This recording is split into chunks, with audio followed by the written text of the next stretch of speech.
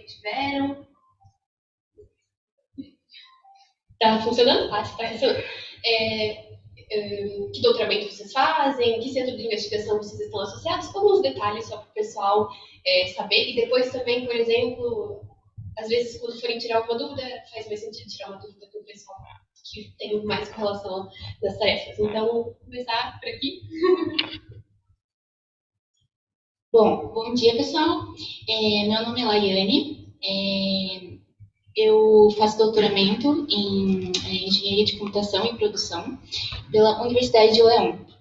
E os meus centros de investigação, então, são aqui o SEV, também a Universidade de León, e também o INESC, que é lá do Porto, que eu tenho 3 orientadores. E, bom, eu consegui a minha bolsa da UFCT no ano passado, então faz um ano, foi em setembro de 2023. E é isso. Aí vocês vão perguntando. Ok. Eu chamo Flávia, para quem não me conhece. Eu já estou aqui, se calhar, há mais tempo no SEDRI. Eu tive a minha bolsa da FCT em 2019. Comecei em 2020, depois. Estou a acabar o doutoramento na FIUP, no Programa Doutoral de Engenharia Eletrotécnica e de Computadores. Tenho 2 orientadores, um aqui, que é o professor Paulo Leitão, um na FIUP, o professor António Paulo Moreira, e acho que é isso que falta, mais ou menos. Bom dia, pessoal. Meu nome é Adriano Silva. Eu sou estudante de doutoramento em Engenharia Química da Universidade do Porto. Eu consegui a minha bolsa de doutoramento pela FCT em 2020. Comecei o meu doutoramento efetivamente em maio de 2021. Então eu tenho até maio de 2025 para terminar o doutorado. Vamos ver o que acontece. Eu sou afiliado de 3 centros de investigação. Um deles é o CIMA, outro é o SEDRI, e eu também sou afiliado do LSRE, em Porto. Bom dia, meu nome é Fernanda. Eu faço doutoramento em Engenharia Química, também na FEUP. Assim como o Adriano, tenho o centro de investigação aqui, que é o CIMO, e o centro de investigação de lá, que é o LSRE. Consegui minha bolsa também em 2019, comecei em 2020. Efetivamente, minha bolsa da FCT já terminou no mês passado, o meu doutoramento ainda não. Paciência. Detalhes, né? Todo mundo que faz doutoramento sabe que as coisas nem sempre acontecem como a gente planejou. É isso. Bom dia, sou Maria Gabriela. Eu sou inscrita na Universidade do Porto, na Faculdade de Farmácia, e o meu doutoramento é em Nutrição e Química Alimentar, e eu desenvolvo todo o meu trabalho aqui no CIMO, com ingredientes naturais, e eu fiz a minha inscrição em 2020, em 2019, iniciei minha bolsa em 2020, então esse ano acaba. Bom dia, o meu nome é Ana. O meu plano doutoral pertence à Universidade de Aveiro, mas a minha instituição de acolhimento também é aqui o CIMO. Iniciei a minha bolsa de doutoramento em 2021, portanto eu estou agora no meu 3º ano, ainda tenho mais um aninho para terminar. E penso que é isso. Bom dia, eu sou o Miquel, faço doutoramento aqui também, mas estou inscrito na Universidade de Vigo. Estou no último ano, tenho até dezembro desse ano para defender. E, pronto, e eu não sei se disse, mas o programa é Tecnologia Agroalimentar. Muito bom dia a todos. Meu nome é Mateus. O meu programa doutoral é em Engenharia Civil. As minhas 2 instituições de acolhimento são a Universidade de Aveiro e aqui o FTB.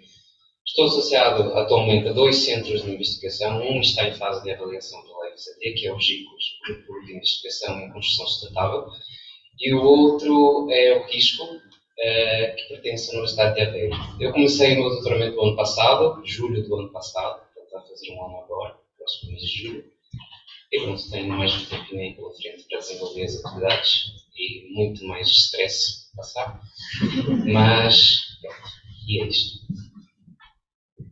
Bom dia, meu nome é Gustavo Funchal, sou estudante da Universidade de Salamanca, em Engenharia Informática, e aqui no IBB estou associado ao CEDRI. O meu orientador também é o professor Paulo Leitão, mesmo orientador da Flávia, e lá em Salamanca também faço parte do grupo BCIT, mas toda a minha pesquisa é feita aqui, eles só colaboram ali com a orientação e tudo mais. Comecei minha bolsa Fui aprovado em 2022, comecei a bolsa em 2023, estou no segundo ano agora da minha bolsa. Acho que é isso. Bom, então, para a gente começar, a primeira pergunta que veio um pouco do que vocês questionaram no formulário. O que vocês incluíram efetivamente no vosso plano de trabalhos e quanto tempo mais ou menos vocês dedicaram à preparação dessa candidatura? Alguém quer começar? Então, esta questão, o que é que nós incluímos no nosso plano de trabalhos? Eu falo por mim. Tentamos incluir tudo o que iríamos realizar de forma detalhada, com a máxima de informação possível. Eu, no meu caso, organizei em tarefas e, portanto, tentei que fosse uma organização clara e bastante detalhada, até porque uma das coisas que depois apontaram na avaliação até foi o não ter mencionado o número de amostras, portanto, é um detalhe bastante importante. E, portanto, foi isso. E o tempo que dedicamos, o máximo de tempo possível, até porque há muita coisa na candidatura que não depende de nós. Temos que fazer muita recolha das cartas de recomendação, cartas de suporte, que não depende apenas e só do nosso tempo. E como depende do tempo de outras pessoas, penso que o máximo de tempo possível de antecedência para que depois não acumulem tudo e o stress aumente no dia de submeter. Eu queria acrescentar que, pronto, nas tarefas, no fim de cada tarefa temos de pôr posibles problemas que podem surgir na tarefa e como se diz, as soluções que daríamos a esses posibles problemas. E também no fim temos de colocar uma timeline onde enquadramos essas tarefas por meses ao longo dos 4 anos do doutoramento.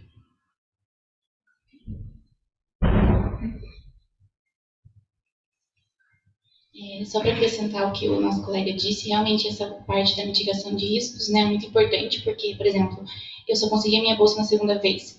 E na primeira vez isso foi uma coisa em que eles escreveram lá que eles avaliaram mal porque faltou isso. Então, vocês fazem um cronograma e para cada parte, cada task, vocês têm que prever um problema e como vão solucionar, porque realmente eles contam muito isso.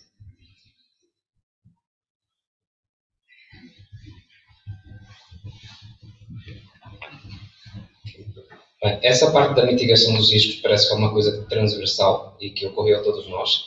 E foi uma coisa especificamente que faltou no meu projeto e que foi apontada na avaliação, apesar de ter conseguido a bolsa, né? Foi um dos pontos de minoração dos critérios de avaliação. Portanto, essa questão dos riscos, conversem muito bem com os vossos orientadores para que sejam identificados os riscos em cada atividade e pronto, isso é um ponto bastante interessante e que tem que estar muito claro no vosso projeto. Outro ponto, com relação a um dos campos do projeto é o estado da arte. Na minha visão, a finalidade do estado da arte, e acho que os nossos colegas vão concordar comigo, é identificar lacunas do conhecimento e de que maneira os vossos objetivos, as vossas atividades vão preencher estas lacunas. Isso é um processo iterativo, né, que tem que ser feito e, portanto, exige muita dedicação da vossa parte à escrita do estado da arte, porque o estado da arte, o objetivo é esgotar o conhecimento com relação à temática do vosso projeto e, nesse processo, identificar as lacunas do conhecimento e adequar as atividades do projeto para suprir essas lacunas. É isso que vai dar um caráter de inovação ao projeto. E diferente de um projeto de mestrado ou de um projeto de fim de curso, o doutoramento tem que incluir uma característica inovadora, tem que acrescentar conhecimento para aquela área. Outra questão, ter os objetivos claros, muito definidos e realizáveis. É muito comum na investigação a gente superestimar as coisas, não é? E achar que vai fazer 500 mil coisas ao mesmo tempo, que vai dar conta de tudo, mas não é bem a realidade. Portanto, sejam modestos nesse sentido. Sejam ambiciosos, mas também é preciso moderar um bocadinho essa ambição. E pronto. A identificação, outra coisa que eu tenho aqui apontado, que é muito importante, é a identificação dos recursos das vossas instituições de acolhimento. Se vocês têm um plano de investigação que exige, por exemplo, no meu caso, tem uma componente experimental e numérica bastante extensa, vocês têm que garantir que as vossas instituições de acolhimento têm os recursos, os laboratórios necessários para que este plano seja execuído. Bem, então, conversem com os vossos orientadores. Geralmente, quando há mais instituições de acolhimento, né, há orientadores tanto em uma instituição quanto outra, conversem com os vossos orientadores para que vocês identifiquem os recursos, os laboratórios que têm disponíveis e deixem isso claro também na vossa proposta. Foi um dos pontos positivos, inclusive, da minha candidatura, anexar, por exemplo, fotos de equipamentos que vão ser utilizados, definindo claramente qual o papel desses equipamentos em cada atividade de projeto, nas metodologias que são utilizadas, e porque não é interessante vocês colocarem que vão fazer isso, aquilo, e depois não têm recursos para fazer. Isso na cabeça do avaliador é uma coisa positiva, já que a probabilidade de alguma atividade ou outra não ser executada é muito grande. Bem, e pronto, com relação ao plano de trabalhos, eu acho que é bastante... e depois, pronto, um cronograma também adequado dentro do horizonte de realização do projeto. Isso os vossos orientadores também vão saber gerir um pouco melhor isso, já que eles têm muito mais experiência na execução de atividades que são similares. Né? Pronto. Só para complementar, o pessoal normalmente trabalha com muita coisa manual também, e nós na informática é mais questões de software.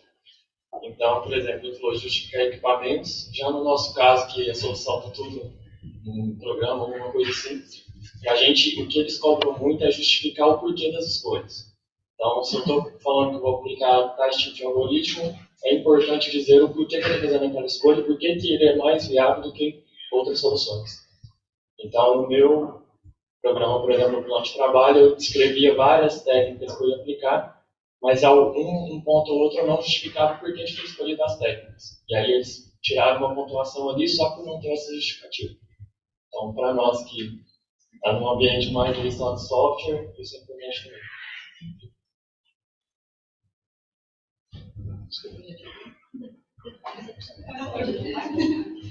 Visto que eu também sou da parte do Gustavo, eu acho que na nossa parte mais de informática e computação é importante dizer que vamos aplicar algumas técnicas, mas não cingir àquelas técnicas. Durante depois o desenvolvimento vai aparecer muita coisa, se calhar mais avançada até do que aquilo que nós tínhamos na altura do plano, e que vocês podem querer usar, e se disseram que iam usar aquela técnica, vão ter que usar aquela técnica.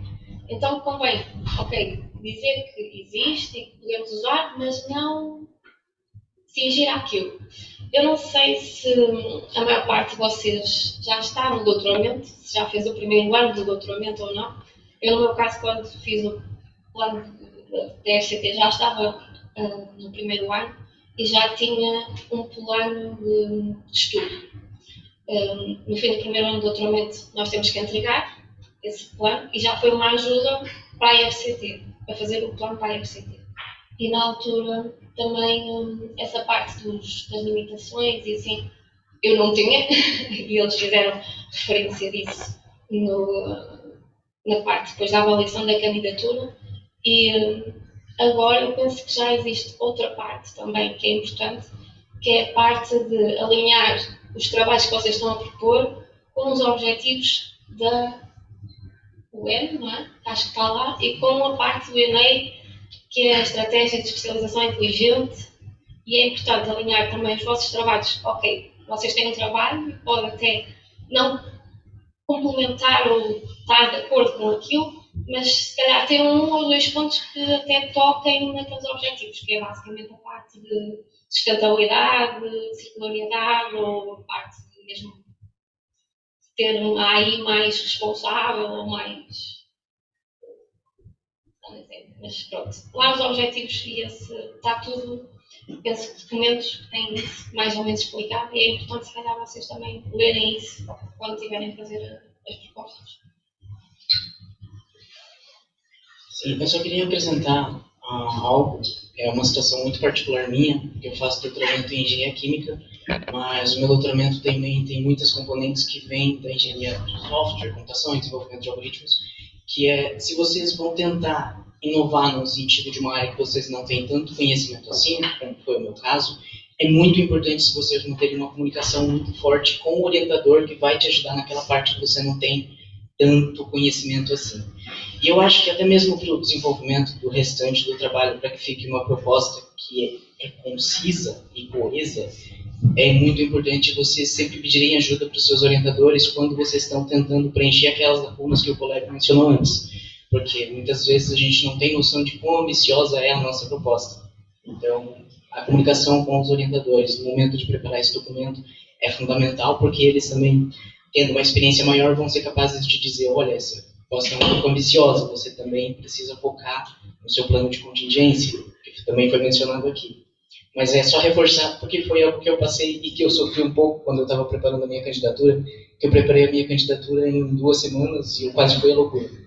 E preparando a candidatura, não recomendo, de forma alguma. Foi muito sofrido, eu quase surtei. E eu sentia muita dificuldade em escrever essa parte que eu não tinha tanto conhecimento assim. Na época eu ficava com medo de incomodar os orientadores, não fiquem com medo. Se eles aceitaram fazer parte da sua proposta, incomodem os seus orientadores e perguntem para eles se faz sentido o que vocês estão escrevendo ou não. Na verdade, era mais ou menos o que ela disse sobre as UDSs, então, porque a gente identifica essas lacunas, escreve os nossos objetivos e é muito bom utilizar esse argumento das UDSs, tem lá os 17, buscam elas e usam mesmo, cita o número, qual, e explora isso como argumento do que vai agregar, no que vai impactar aquela sua inovação. Mais alguma coisa que vocês queiram falar dentro desse tópico? Uma coisa que eu me lembrei, que na primeira vez que eu fiz a candidatura, eu não cheguei a descrever bem o papel de cada orientador na última parte. E eu acho que isso é muito importante, porque na segunda candidatura que eu consegui, eles avaliaram bem. Então, não só descrevam os centros, as instituições, mas também o papel dos seus orientadores no seu plano, em que parte que ele vai contribuir. Mas às vezes a gente tem mais de um orientador e tal, então descrevam bem isso, por exemplo, primeiro vai contribuir mais nessa parte, segundo em outra, porque isso é bem importante e para mim foi um ponto que avaliaram bem. Pessoal, se tiverem alguma dúvida também, podem entender quando vocês quiserem, tá? Outra questão com relação à equipa de orientação, tem que ser uma equipa de orientação adequada. Né? Não adianta colocar lá um orientador só porque tem um bom currículo, só porque tem muitas publicações, se a área de investigação do orientador não está alinhada com os objetivos da vossa proposta de trabalho. Então, essa questão foi uma coisa positiva avaliada, pelo menos na minha candidatura. A adequação da equipa de orientação, das áreas de investigação, dos centros de investigação, que estão realmente relacionados com a proposta do trabalho, porque isso influencia diretamente na contribuição que a equipa de orientação tem para o desenvolvimento do plano de trabalhos e, por consequência, da sua execução correta no tempo que está previsto. Por isso, a adequação da equipa é uma coisa também bastante importante, por isso escolham bem os vossos orientadores, as opções que vocês têm e pronto, vale a pena dedicar um tempo investigando um pouco mais sobre o currículo desses orientadores e pronto, é isso. Bom, então eu acho que já vieram muitas recomendações nessa primeira interação, mas eu gostaria de reforçar mais isso. Teve algum tópico da candidatura de vocês que foi muito criticado, para além daquilo que já foi citado aqui, os planos de contingência, também foi o meu caso, particularmente. Minhas tarefas foram criticadas porque eu não incluí um plano de contingência, apesar de ter conseguido a bolsa, mas ainda assim afetou a minha nota. Mas além disso, além do plano de contingência e desses outros situações que vocês citaram, teve alguma coisa além disso que foi muito criticada? Ou então, por outro lado, algo que foi muito elogiado na candidatura de vocês e que vocês acham que é válido acrescentar numa candidatura e comentar com o pessoal? Então, eu vou começar por aquilo que foi muito elogiado. O que foi muito elogiado na minha candidatura e que realmente contribuiu para a nota, para a classificação final, foi a forma como foi redigida a carta de motivação que todos temos que apresentar, assim como as cartas de recomendação. Na altura, as duas cartas de recomendação que eu apresentei foram redigidas pelo meu orientador de mestrado, que esteve comigo então na parte prática do meu mestrado, e também pela instituição que iria ser a minha instituição de acolhimento, no meu caso o CIMO. Isso foram dois pontos que foram bastante elogiados. Na minha carta de motivação, o que eu referi realmente, fiz todo um upgrade daquilo que eu tinha feito no meu mestrado, de todas as técnicas que eu tinha desenvolvido e que agora poderiam contribuir também para o sucesso do meu plano doutoral.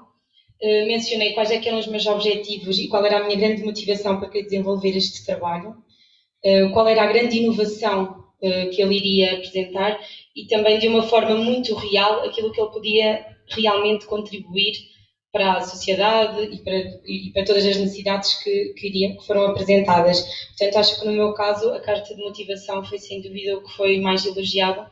Eu tentei mesmo que fosse uma coisa muito completa, começando pelo meu trabalho de mestrado, o que é que tinha feito, quais foram as técnicas que tinha desenvolvido e que agora me iriam ajudar, passando também pelos meus orientadores de agora e quais seriam os objetivos do plano doutoral. E penso que as cartas de recomendação, a forma como elas são redigidas e que nós também poderíamos pedir a quem as vai redigir, a forma como gostaríamos que fossem escritas, faz toda a diferença depois no final.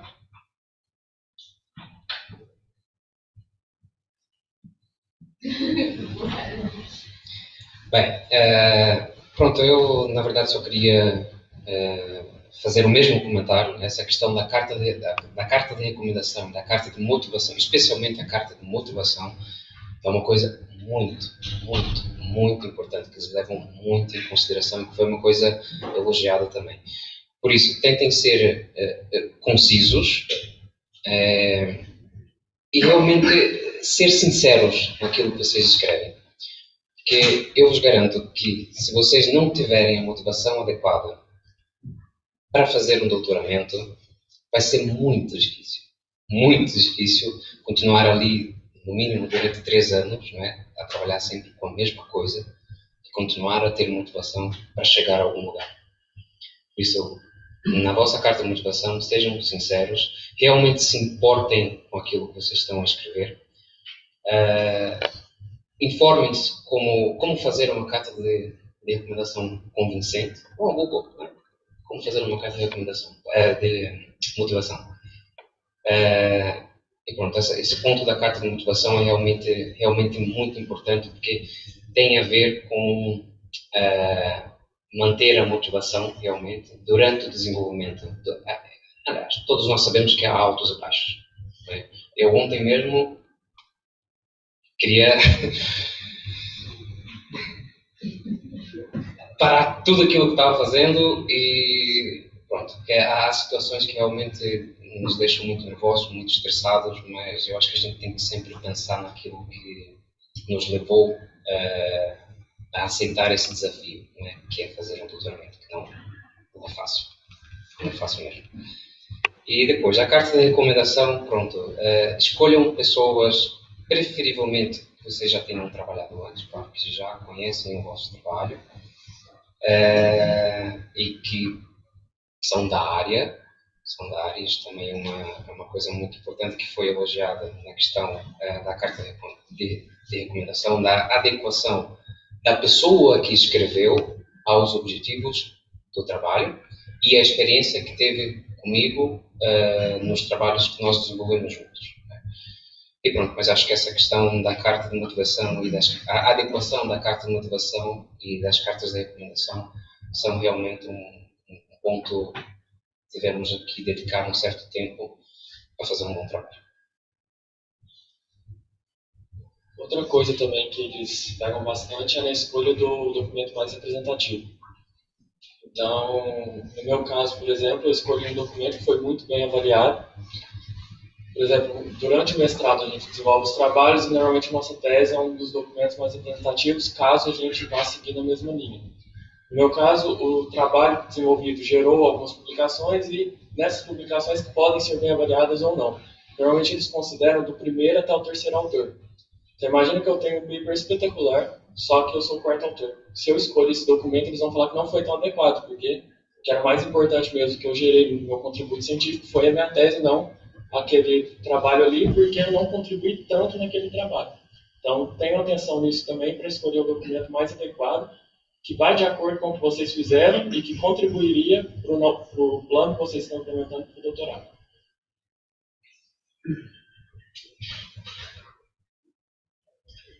Eu vou voltar um pouquinho aqui no plano de trabalho, os colegas já avançaram, eu também concordo com tudo que foi dito, com a carta de motivação ser muito importante, as dicas foram muito interessantes, mas aconteceu comigo uma coisa na avaliação da bolsa da FCT que foi muito frustrante, apesar de eu ter conseguido a bolsa, que foi uma avaliação negativa muito pesada na parte do meu plano de trabalhos. Talvez isso se aplique mais às pessoas que estão na área da engenharia, mas o meu plano de trabalhos ele foi muito criticado por não ter uma aplicabilidade, uma transferibilidade para o cenário real. O avaliador chegou a falar que o meu plano de trabalhos era uma mera vaidade científica. Então, tenham cuidado quando forem propor o plano de trabalhos para não serem também avaliados como uma vaidade científica. E é isso mesmo, você tem que avaliar se o seu plano de trabalho, se o seu objetivo, ele tem algum impacto social. Uma maneira de fazer isso é correlacionar o seu plano de trabalhos com as ODS, algo que já foi mencionado aqui pelos colegas. Na época eu não fiz isso. Eu também, hoje em dia, acredito que o meu trabalho tinha ali alguns efeitos nesse sentido, que eu tive que trabalhar em cima para tentar, não é porque um dia eu vou ter que defender isso, e eu tenho que encontrar algumas maneiras de justificar o que eu queria fazer. Mas também a avaliação é muito subjetiva, não é? Mas realmente vocês correm o risco de ter um trabalho que pode ser avaliado como o meu foi. Então tem que ter atenção nisso.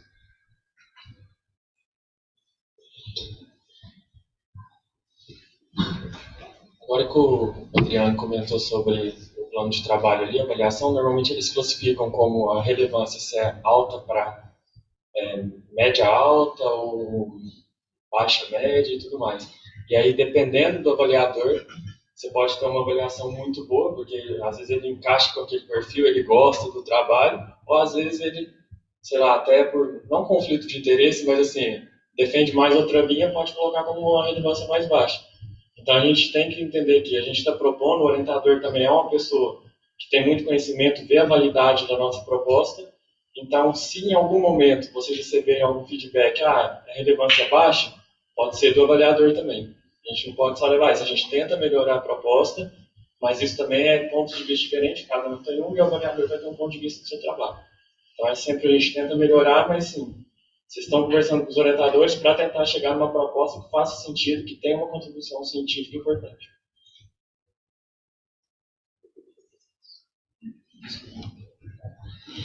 Bem, voltando aqui à questão da carta de motivação, uma coisa que foi avaliada positivamente na minha candidatura foi a justificativa na carta de motivação do documento mais representativo do vosso percurso académico.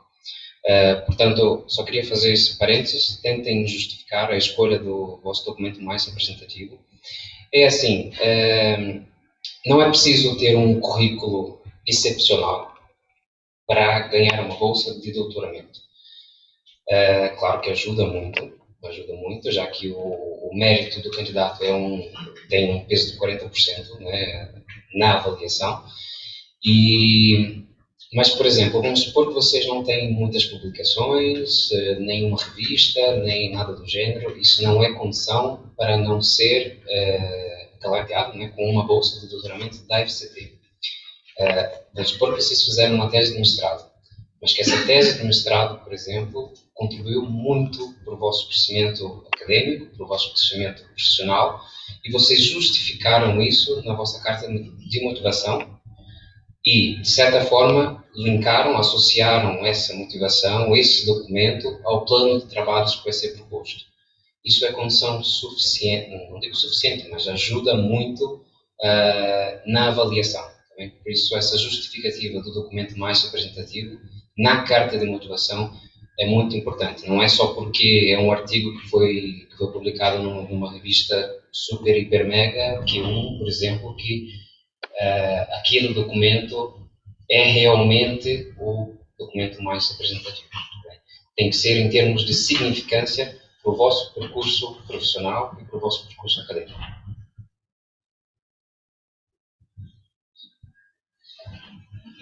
No meu caso foi o contrário, tanto na carta de motivação quanto nas de recomendações. Na carta de motivação eu escolhi bem os documentos e também o que eles elogiaram também foi dizer a minha motivação em participar daquele novo trabalho. Mas o que eu deixei a desejar por eles, né, foi descrever as minhas experiências e descrever as minhas habilidades e como aquilo ali, essa minha carga ia contribuir nesse novo trabalho, no desenvolvimento desse novo trabalho. Acho que eu fui um pouco sucinta nisso, então acho que explorar isso também para que eles tenham uma firmeza de que tudo aquilo ali que você está propondo, você é capaz de fazer também. Não só os bons orientadores, os bons centros de pesquisa, mas você mesmo também. E isso não fica bem claro só pela...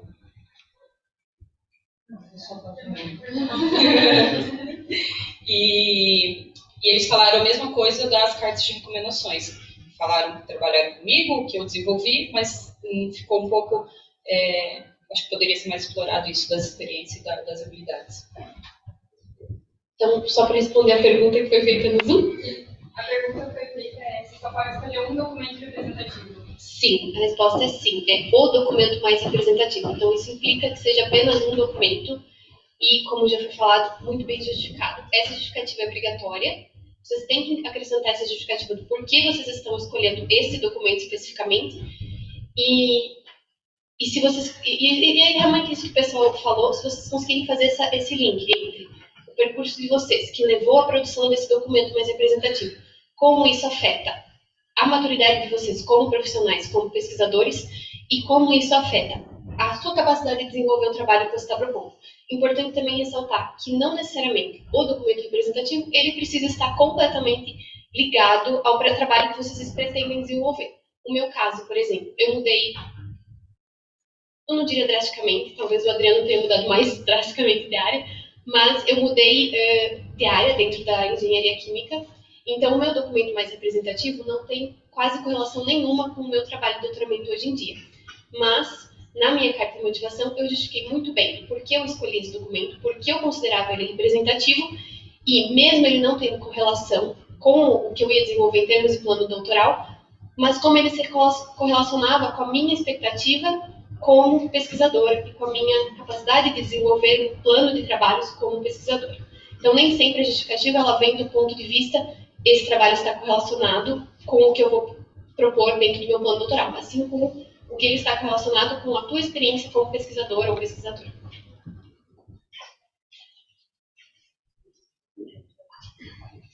Pronto. Você quer falar, quer perguntar antes? Pode ser sempre perguntar. Pode perguntar. Bom dia a todos. Fiquei com uma dúvida a respeito do documento representativo, quanto, por exemplo, a utilizar a tese do mestrado. Vocês têm conhecimento de alguém que tenha utilizado este tipo de documento e que tenha sido bem avaliado?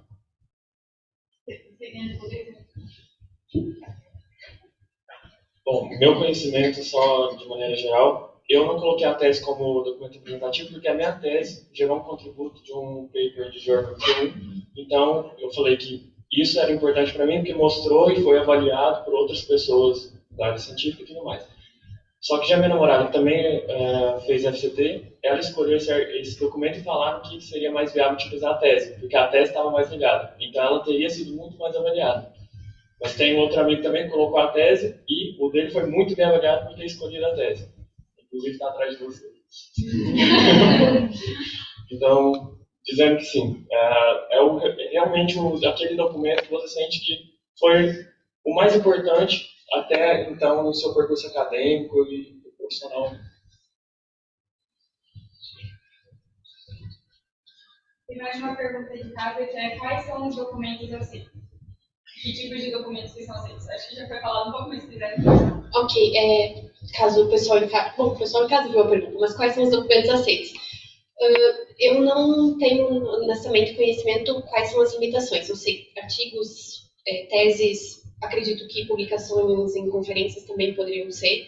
Não tenho nenhum conhecimento que limite que documento pode ser isso, até porque a FCT é uma chamada de todos os domínios científicos, então pode ser que para alguma aplicação isso seja uma peça de arte, não sei.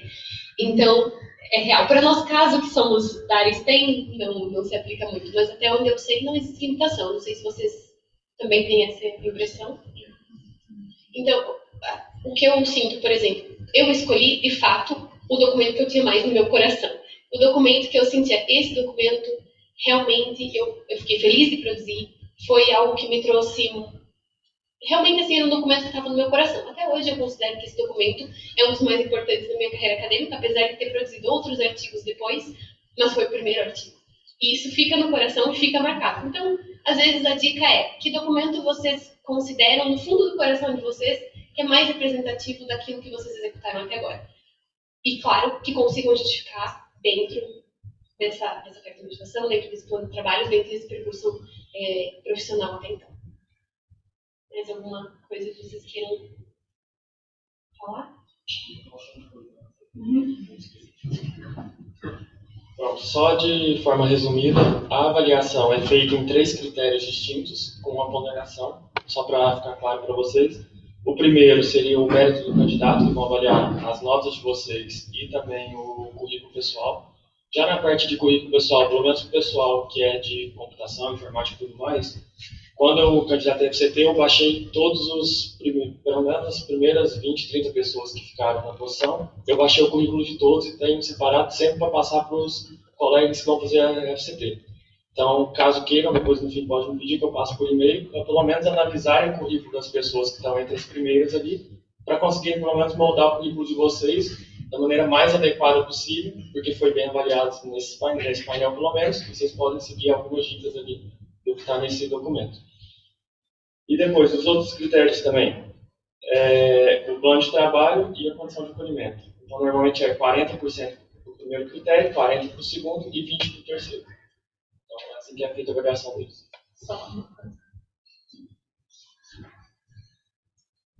Essas percentagens todos os anos é diferente, ok? Não sei se vocês já foram ver, mas antes de prepararem a candidatura, vão ao site da FCT, entram nos concursos previstos, concurso de bolsa de doutoramento 2024, linha de candidatura geral, se for essa a vossa linha. Este ano há uma linha para ser fora do ambiente académico, por isso, ok? Vão lá e tem lá, tipo, guia de avaliação, tem isso tudo, vocês descarreguem tudo e leiam, ok? Porque é importante, porque lá tem, às vezes, pontos que diz que são avaliados com uma percentagem dentro da categoria. E neste caso, este ano, o mérito do candidato é 30%, o mérito do plano de trabalho é 40% e o mérito das condições de acolhimento é 30%. 30, 40, 30. Okay? E todos os anos mudam. E depois, dentro desses, depois acho que dia 18 ainda vai sair o guia de candidatura e aí ainda deve ser mais específico ainda. Mas na parte da avaliação, acho que já está definido, vocês podem ir e ver realmente o que é que vai contar dentro de cada parâmetro. E isso é importante, vocês irem lá e tirar tipo, os documentos todos que lá estão e ler. Okay. Mais alguma pergunta? Então, já falamos sobre os documentos, o documento representativo, já falamos sobre cartas de motivação, mas também citaram as cartas de recomendação, e a minha pergunta é, para quem vocês pediram as cartas de recomendação? Quem vocês recomendam que se peça as cartas de recomendação? Quais são as limitações, por exemplo? Posso pedir para o meu orientador? Não posso. O orientador que está associado à candidatura não pode escrever uma carta de recomendação, mesmo que ele tenha sido seu orientador de mestrado, que conheça super bem, não pode. Mas eu posso pedir para uma série de pessoas. Quem vocês pediram e como vocês fizeram essa abordagem? Vocês redigiram a carta, auxiliaram na redação da carta? Como foi essa interação? Bem, no meu caso, eu já estava numa bolsa de investigação antes de me candidatar à bolsa de doutoramento e já tinha trabalhado com a pessoa em questão, em projetos, que era, no meu caso foi o José Barbosa, no CEDRI, e a professora Ana Isabel, que eu também tinha trabalhado com ela durante a parte de mestrado e licenciatura. Ela fazia parte do GIAP, eu trabalhava com ela na parte da organização dos eventos das conferências e assim. Falei com os dois, fui falar com eles, mesmo diretamente, no meu caso, e pedi para me escrever uma carta de recomendação para a bolsa de doutoramento, basicamente. Bom, no meu caso, eu pedi uma carta para o meu orientador da graduação no Brasil e também para uma pessoa que era de um projeto que eu participei durante o mestrado, que eu contribuí. E é isso, foi tipo, eu mandei um e-mail para eles, disse que ia me candidatar, que eu queria que eles escrevessem uma carta, e basicamente o que eles escrevem é como foi trabalhar com você e tal, como foi a experiência, se você trabalha bem e tal, basicamente é isso. E também uma coisa importante que eu acho que se vocês puderem é pegar cartas de instituições diferentes. E claro, de pessoas que vocês já trabalharam. Eu já trabalhei com aquela pessoa, então ela vai saber dizer como foi o trabalho contigo.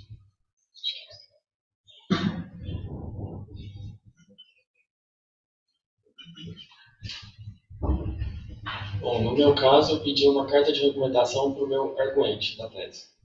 Porque ele estava muito mais alinhado com o assunto que eu ia tratar no doutorado, e como ele teve uma grande avaliação no meu mestrado, ele me ajudou durante o processo, não foi meu orientador, mas me ajudou durante o processo do mestrado, e no fim ele arguiu minha tese, e eu falei, faz sentido, ele é da área, e foi bem avaliado também, porque como eu estava fazendo uma transição também de área, indo mais a parte industrial com a parte informática, foi de total acordo ali essa transição, e ele justificou o meu trabalho, minha transição, falou de como eu trabalhava, de como eu consegui atingir os objetivos propostos no mestrado e tudo mais. Então, isso gerou um contributo interessante também.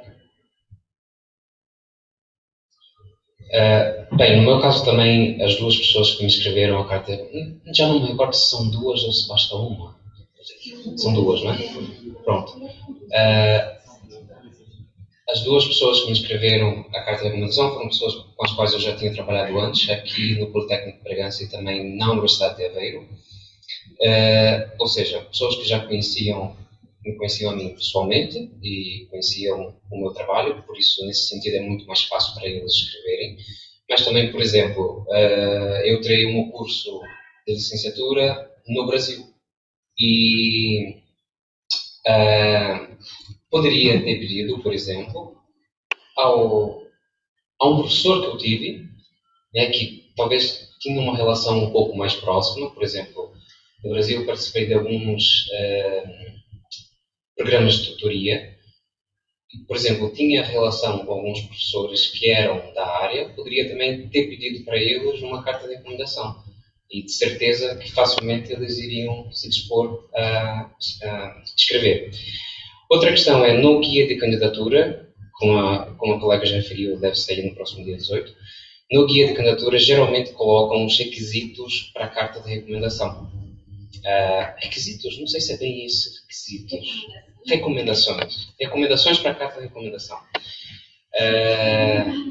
E quando vocês vão pedir a carta, enviem, por exemplo, a secção relativa ao guia de candidatura do que se deve ter na carta de recomendação, porque eles não vão lá ler o guia de candidatura.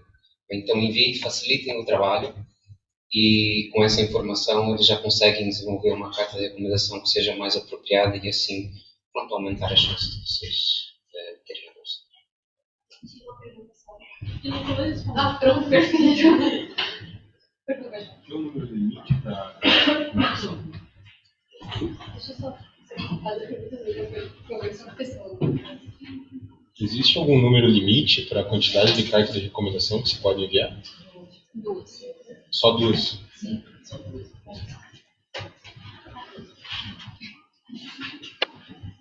Meu orientador, ele recomendou pedir para mais pessoas e depois ele falou, dentro das cartas, para eu escolher a que fazia mais sentido. Então, no fim, eu pedi para 4 professores, recebi dos 4 e selecionei as 2 que mais encaixavam no meu trabalho.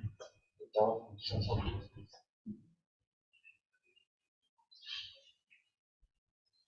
Eu também fiz a mesma estratégia que o Gustavo. Não foi uma orientação do meu orientador, mas eu pensei, vai que alguém não cumpre o prazo, né? Porque também a gente tem um limite para enviar esses documentos, então a gente sabe como são os professores. Às vezes eles têm muita coisa para fazer e às vezes eles não conseguem cumprir os prazos. Então eu pedi para mais pessoas. No meu caso, eu pedi para professores daqui, que foram as cartas que eu acabei usando, e para professores do Brasil. E uma recomendação para os brasileiros que vão pedir cartas no Brasil: as cartas de recomendação aqui têm um peso muito superior do que costumam ter no Brasil. A minha experiência particular foi que os meus professores no Brasil prepararam cartas completamente inadequadas, que nem cumpriam com essas recomendações. Porque, por exemplo, eu não tenho certeza desse ano, eu não cheguei a ler o edital completamente, mas na minha altura, a carta de recomendação precisaria necessariamente estar escrito explicitamente que essa pessoa recomenda, está escrevendo essa carta de recomendação para a bolsa da FCT, candidatura às bolsas da FCT de 2020, 2019, na altura. E mesmo eu tendo mandado essa informação para os meus orientadores no Brasil, falando, olha, eu gostava de uma carta, é preciso conter essas informações no mínimo, e mesmo assim eles não cumpriram. Então eles pegaram algum modelo que tinham, colocaram meu nome em vez do nome do aluno anterior, e foi só. Então, se vocês forem pedir para professores do Brasil, que sejam professores que vocês tenham uma relação boa e que vocês possam conversar do tipo, não é isso que eu preciso que seja mais bem escrita essa relação que eu tenho com você e a sua expectativa do meu trabalho, esse tipo de coisa. E aqui, na minha candidatura, eu me recordo que a carta de recomendação não é avaliado no sentido, dado uma nota, mas uma carta de recomendação fraca vai pesar muito na candidatura de vocês. Então, peçam para pessoas que vocês sintam que têm essa confiança, que possam preparar uma carta adequada. E se vocês receberem essa carta e falarem, não é o que eu esperava, não é o que faz sentido para minha candidatura, entrem em contato com essa pessoa, peçam para refazer se necessário, ou então procurem uma outra pessoa para escrever esse documento.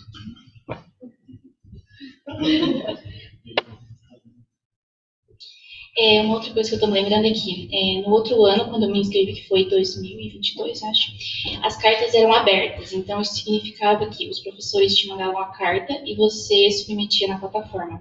Mas já no ano passado, essas cartas eram fechadas. O que significa? Que vai ser essas pessoas que vão escrever a carta que vão submeter na plataforma, você nem vai ver as cartas. Então, isso é uma coisa para vocês se atentarem e fazerem com antecedência, já pedirem, falarem com os professores, porque às vezes eles demoram para responder. Isso é uma coisa que não vai depender de você e tem uns prazos. Então, já façam isso com antecedência, porque às vezes eles demoram. E é isso que o colega falou, tipo, descreva bem tudo o que tem que escrever, porque teve uma colega que o professor escreveu e estava faltando isso, tinha que colocar o título da sua tese, o nome do programa doutoral, e ele não escreveu. Então, quando forem falar com eles, vejam no guião tudo os requisitos para que eles escrevam certo e vocês não percam tempo com isso e tenham que pedir de novo.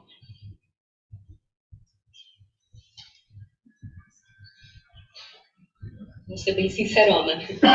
Na minha vez, eu mesma escrevi a carta, justamente por causa dessas informações. São muitas informações específicas, eu mesmo coloquei no documento e enviei para ambos os professores. Eles verificaram as informações, concordavam se queriam acrescentar ou tirar alguma coisa, e eu acho que isso facilitou bastante, tanto em me responderem mais rápido, quanto em ter todas as informações que eu precisava.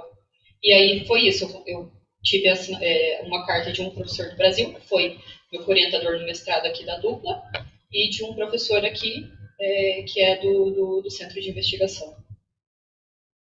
Veio uma pergunta do... É necessário ter um programa de doutoramento definido para aplicar?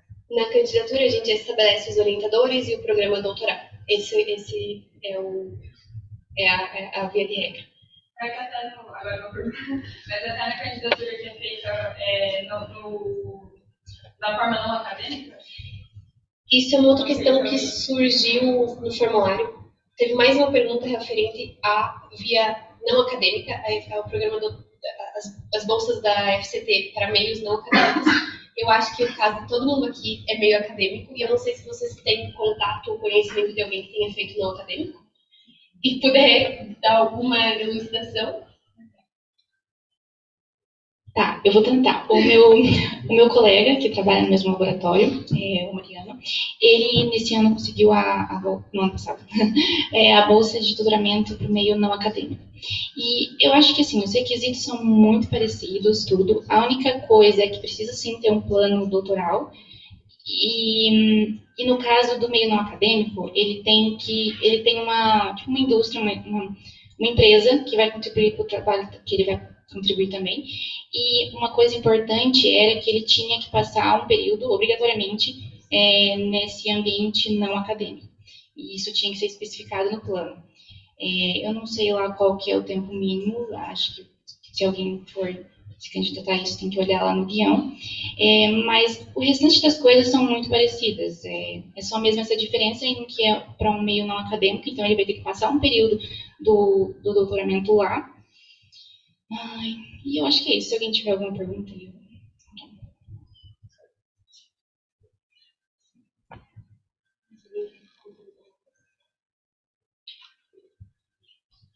Eu também tenho um colega que está nessa linha de candidatura não académica e é justamente isso que a colega comentou. O que eu queria comentar, na verdade, é ainda sobre a carta de recomendação. A pessoa que vai escrever a carta de recomendação não necessariamente precisa ser uma pessoa do meio acadêmico. Não necessariamente precisa ser um professor que vocês já tiveram, não precisam ser um ex-orientador da vossa tese de mestrado, por exemplo. Por exemplo, vamos supor que vocês fizeram um estágio numa empresa, trabalharam numa empresa durante um certo tempo e que o ex-chefe de vocês conhece muito do vosso trabalho. Vocês podem facilmente pedir uma carta de recomendação para essa pessoa. Então, não se limitem a pessoas do meio acadêmico para escreverem as cartas de recomendação. Pode ser qualquer pessoa que vocês tenham tido uma experiência, uma relação de trabalho mais próxima e que saiba apontar, por exemplo, as características do vosso trabalho que são favoráveis, por exemplo, à execução da proposta de doutoramento. Então, só queria trazer aqui essa informação, que não precisam ser pessoas do meio acadêmico. Eu tive também um colega da Universidade do Porto que trabalhou durante muito tempo no Brasil, durante 4 anos na área, e depois resolveu seguir para a área mais académica, e, portanto, pediu uma carta de recomendação para o ex-chefe dele no Brasil, com o qual ele ainda tinha relação até hoje. Por isso, não se limitem a professores, a investigadores, a pessoas da área académica. Pode ser qualquer pessoa que saiba redigir uma carta de recomendação e que conheça mais o vosso trabalho.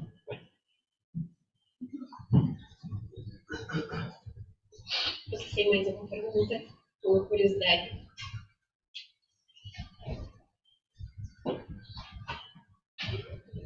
Eu não sei se dá aí no programa de vocês falar um pouquinho sobre isso, mas sobre as questões éticas. Se vocês terem alguma consideração da apresentação de vocês, da candidatura.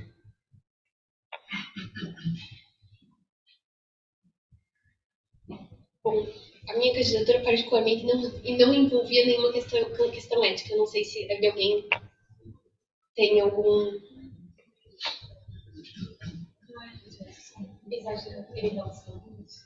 geralmente são candidaturas mais associadas ou que trabalham com seres vivos ou com pessoas e coisas assim. Acho que não é o caso de ninguém aqui. Eu não sei se as professoras que estão por aí têm alguma orientação nesse sentido. Nesse caso, o que eu recomendo é orientador. Ele deve ser a pessoa mais dedicada e deve ter conhecimento sobre como tratar dessa situação e que passos devem ser tomados. Mas se tiverem questões éticas, realmente é uma informação importante ser abordada, até porque acredito que no formulário vai ter essa pergunta: há questões éticas associadas ao politrabalho? Vocês vão ter que responder sim ou não, e se houver questões éticas, vão ter que dar as justificativas, dar as informações que são necessárias. Infelizmente, não acho que podemos ajudar nessa questão. As linhas de apoio da FCT também podem ajudar nesse quesito. É verdade que às vezes falar com a FCT é difícil, não é fácil, mas dúvidas às vezes muito pontuais que vocês não conseguem resolver com os vossos orientadores, a FCT é a próxima pessoa, não, a próxima instância a ser questionada. Então, abre 8 horas da manhã, e vocês 8 horas da manhã, chamando, ou 9 horas da manhã, não sei o horário que eles funcionam exatamente, mas tentando fazer as chamadas. E-mail também costumo resolver. Pois, é verdade, isso é uma dica importante. Tem um grupo no Facebook que chama Conselhos FCT. E vocês não saem por ela. É por ela, sim. Na altura, sim, seria um grupo só daquele ano. Depois, na altura que saem os resultados, até vão ser divulgados. Pois, é verdade. É o primeiro lugar que vocês vão ser informados que saem os resultados lá. Mas é uma boa dica mesmo. Procurem esse grupo no Facebook e pesquisem, às vezes, a dúvida que vocês têm. Ética. Vai surgir lá. Todo dia tem, sei lá, 10, 15, 20, 50 postagens com perguntas e com dúvidas e com como vocês lidaram com tal coisa. Então, às vezes, é bastante útil.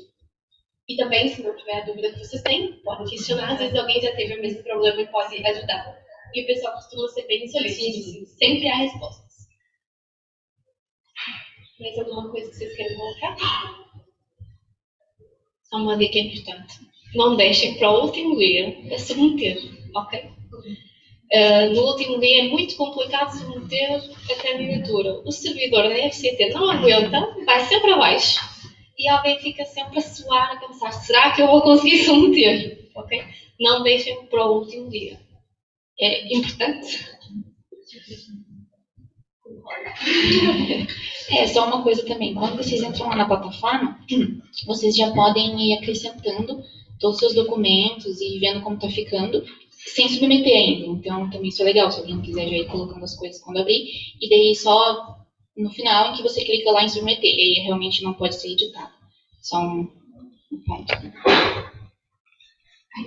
Duas perguntas. Eu faço rapidinho. A primeira só que pediu qual é o nome do grupo do Facebook, que eu pôr no chat aqui também, depois eu faço. Pesquisem no Facebook por Conselhos FCT. No meu caso foi mais ou menos isso também.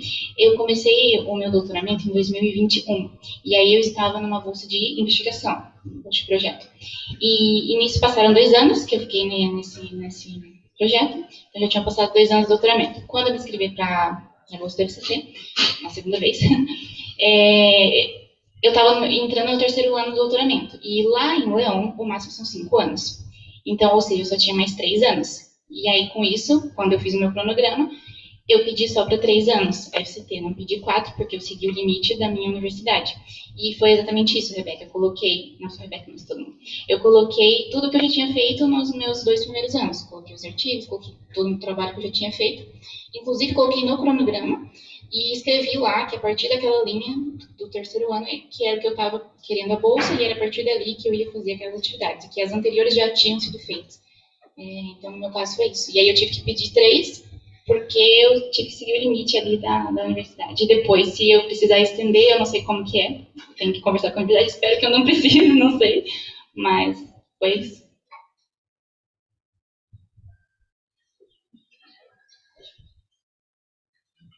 Voltando um pouquinho só na questão da proposta de trabalho, quando eu penso em alguma coisa, eu teria que chegar já e apresentar isso para o meu orientador, ou ele vai ter algo em mente já e vai trabalhar isso junto comigo?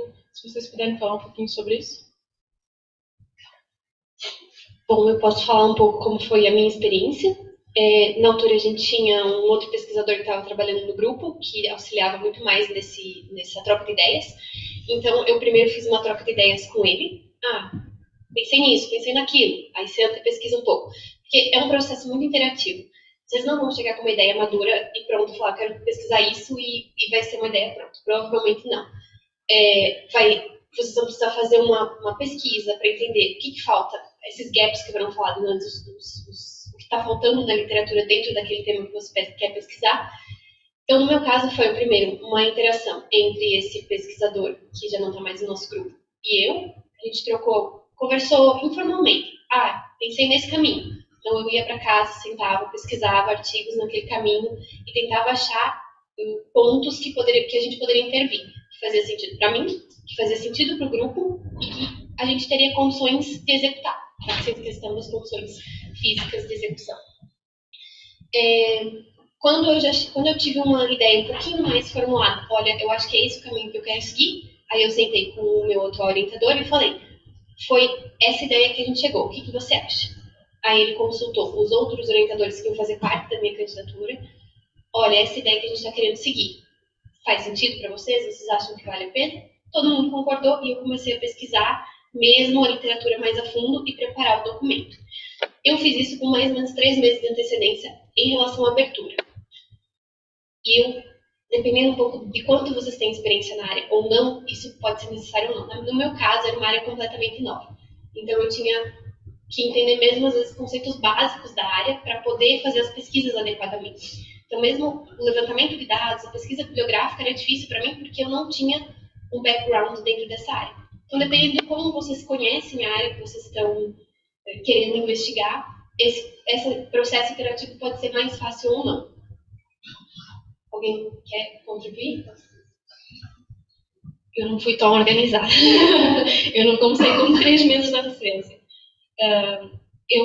Inicialmente, eu não sou da área de onde eu estou a tirar o doutoramento, ok? A minha licenciatura e o meu mestrado era em engenharia biomédica e neste momento é mais virado para a parte de software e industrial, ok? Eu fiz assim uma volta 360 ou 180, como quiserem. E a minha vantagem nessa parte foi apenas ter já 2 anos de bolsa, na parte de projetos que já envolvia mais a parte de software e aplicações industriais, mas a parte da ideia, eu já estava mais ou menos no primeiro ano. Cá em Portugal nós temos o primeiro ano de doutoramento e é maioritariamente aulas, pelo menos no Porto é assim. Não dá muito espaço para uma pessoa dizer, ok, quero ir por esta área, quero ir por aquela. Tem que ser mesmo, ao chegar à altura de definir o que é que nós queremos fazer, ter uma ideia do que é que existe. Ok, falar com os nossos orientadores é importante, porque eles já têm mais noção do que é que está mesmo mais em falta, às vezes, na área. Eu falei com ele 2 ou 3 vezes em termos do que é que seria, mais ou menos, a ideia geral daquilo que eu queria fazer, porque eu não especifiquei muito, sou sincera, no meu plano da FCT. Deixei algumas coisas em aberto, referi apenas mais ou menos a área geral que iria ser. E é importante o feedback deles, mas não nos podemos esquecer que isto é uma candidatura, de certa forma, um bocadinho individual. Mas eu também penso que tem outros casos. Às vezes tem pessoas que eu sei que vêm de projetos, então tem uma bolsa projeto, ou trabalhou em um projeto antes, e às vezes o projeto doutoral entra dentro dos objetivos do projeto. Então não necessariamente tem que partir de uma ideia que não esteja sendo trabalhada no laboratório. Depende muito do grupo, depende muito dos seus desejos, porque também eu acho que é um projeto de 4 anos que vocês vão trabalhar. Então também é importante que vocês gostem daquele projeto. Imagina que na submissão, do princípio, vocês já não gostam daquela ideia. Gente, vai ser infernal 4 anos de vocês. Então, mesmo que tenha tópicos ou tarefas que não agradem completamente, que vai existir, em todo momento do doutorado vai ter uma tarefa que vocês vão fazer que não vai ser algo que vocês estão necessariamente felizes em fazer, mas é importante que pelo menos a ideia geral do projeto, os objetivos gerais do projeto sejam coisas que vocês estejam empolgados. Porque se no princípio vocês não estiverem empolgados com aquele projeto, é muito difícil executar os 4 anos. Não sei se alguém quer contribuir mais alguma coisa nesse ponto. Pronto, no meu caso foi exatamente isso. O meu plano de trabalho estava inserido num projeto também a LFCT, que já estava aprovado no grupo de investigação onde eu estava, e portanto os objetivos e o plano já estava mais do que definido. Por isso, essa parte de encontrar um tema e de o explorar, no meu caso, não foi tanto assim, porque exatamente por isso, porque já tinha um projeto e o meu plano de trabalho está inserido nesse projeto FCT. Eu só queria citar uma outra coisa, também é interessante, quando vocês estão escrevendo o projeto de vocês, se existem outras fontes de financiamento relacionadas ao projeto. Por exemplo, no meu caso, eu previa a produção de nanotubos de carbono. E já existiam projetos no grupo, projetos de pesquisa da FCT, projetos grandes, que previam a produção desse tipo de material. Então, foi uma mais-valia colocar no meu projeto que já existia outras fontes de financiamento para a execução física desse trabalho, para além da minha contratação. Então, se tem alguma coisa similar, vocês vão trabalhar dentro de um tópico que é relacionado a algum projeto existente no grupo de vocês, o orientador de vocês tem tem participação. É interessante citar também nesse plano de trabalhos, nesse documento que vocês vão preparar, porque isso também mostra para a FCT que existem condições financeiras de executar esse projeto, para além da contratação do recurso humano, que é só isso que eles prevêem na Bolsa, né? É a contratação desse recurso humano. E, além disso, efetivamente, a gente recebe um dinheiro que são 750 euros no início do doutoramento, que pode ser usado, por exemplo, para um congresso, coisa assim. Mas, na prática, a FCT não contribui com verbas para, por exemplo, aquisição de reagentes, aquisição de software ou coisas desse gênero. Então, também é uma dica que pode ser relevante para alguns casos. Eu acho que, então, a gente vai encerrar. Tem mais alguma pergunta? Mais uma, então. Última pergunta, gente.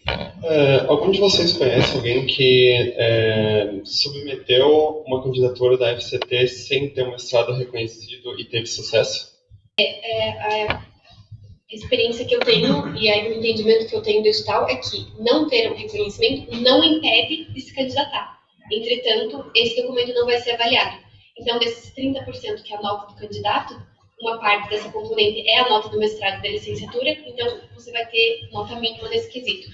E eu não conheço ninguém que, não tendo nenhum dos dois reconhecimentos, conseguiu. Conheço pessoas que, tendo apenas o mestrado e não tendo a licenciatura reconhecida, conseguiu, mas dos documentos então estava reconhecido, então teve pontos mesmo sendo uma pontuação menor, teve pontos e conseguiu a bolsa efetivamente, porque teve um plano de trabalhos muito bem preparado, porque teve outros pontos que compensaram essa diferença de nota.